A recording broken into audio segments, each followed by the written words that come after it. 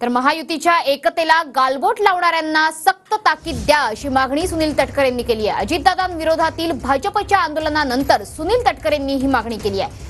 पक्षाचा कार्यक्रम असताना निदर्शनं करण्याची गरज नव्हती असंही तटकरे यांनी पुढे म्हटलंय।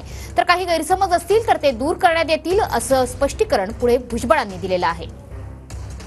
एक असं आहे तसं त्यांनी निदर्शनं करण्याची काहीच आवश्यकता नाही। हा पक्षाचा कार्यक्रम आहे। माझ्या जिल्ह्यामध्ये अनेक वेळा भारतीय जनता पक्षाचे नेते येतात, मंत्री येतात, आम्ही कधी त्याच्याबद्दल आक्षेप घेत नाहीत।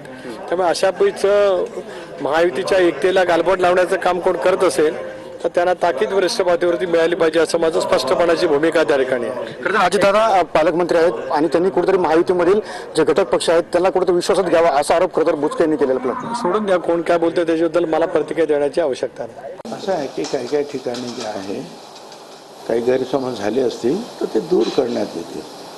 अनेक वेळा जे कार्यक्रम जे आहेत ते स्थानिक आपल्या पक्षाचे लोक जे आहेत हे आखत असतात आणि त्याच्यामुळे नेमक्या या काही गोष्टी ज्या त्रुटी राहून जातात। स्थानिक तिन्ही पक्षाच्या कार्यकर्त्यांना आपण बोलवावं, त्यांना कार्यक्रमामध्ये सहभागी करून घ्यावं असंच मी सगळ्यांना सांगेन।